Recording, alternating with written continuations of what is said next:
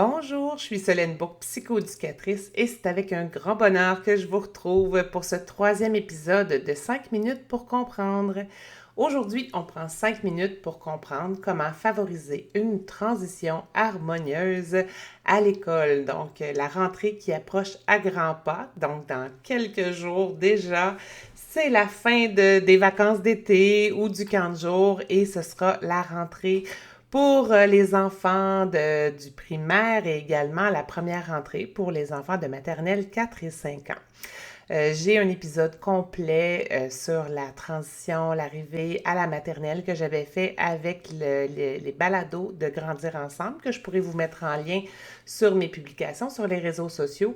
Mais je tenais tout de même à prendre un petit 5 minutes avec vous pour aborder certains petits éléments qui peuvent vous aider de façon très simple à faire en sorte que ça se passe le plus en douceur possible pour vous et vos enfants.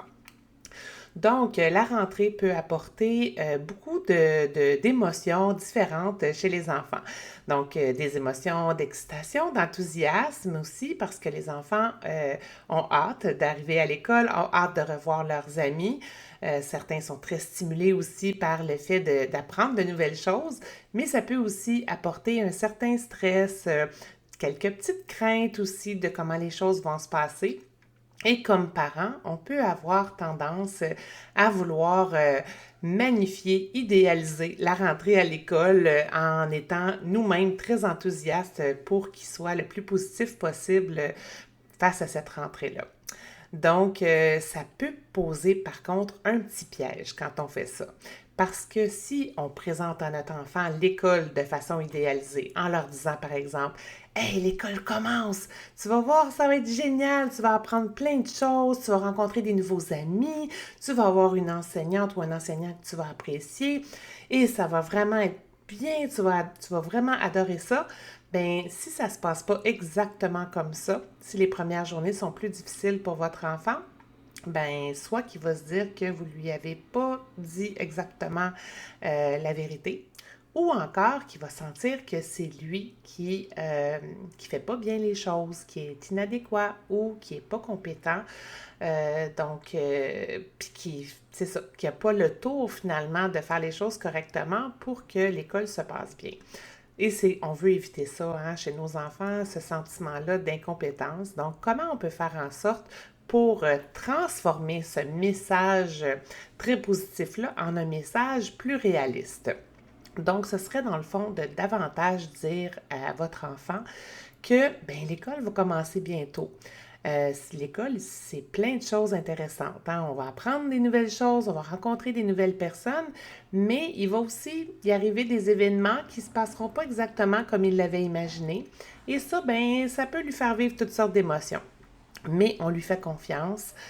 Il va être capable soit de trouver des solutions par lui-même pour réussir à ce qu'il soit capable de nommer ces émotions-là à son enseignante ou à son enseignant ou encore à d'autres personnes de confiance dans l'école ou encore à vous en parler au retour de l'école. Donc, de prendre un petit moment, justement, au retour de l'école, un petit moment de transition pour se faire un petit câlin, lui demander comment s'est passée sa journée. J'aime beaucoup aussi les moments soleil, moments nuages, donc un petit rituel qui faisait partie de notre vie familiale pour aborder finalement les moments qui sont les plus agréables de la journée et les moments qui peuvent avoir été un petit peu plus nuageux ou moins agréables. Donc, ça normalise le fait que ben, les journées, c'est pas juste du soleil, puis c'est pas juste des nuages non plus.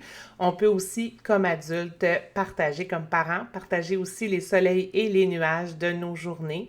Et ça fait en sorte que l'enfant comprend que finalement, des journées idéales, autant pour les parents que pour les enfants, ben, ça n'existe pas.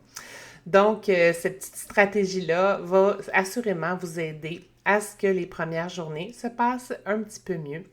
Bien entendu, il y aura toujours la possibilité de discuter avec l'enseignant, l'enseignante de votre enfant. Si vous sentez que votre enfant se sent moins à l'aise, la communication est la clé dans tous ces cas-là pour faire en sorte que votre enfant se sente le mieux possible à l'école.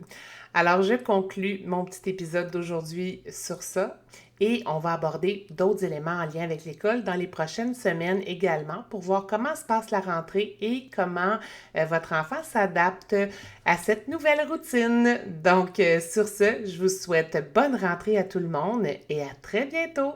Bye!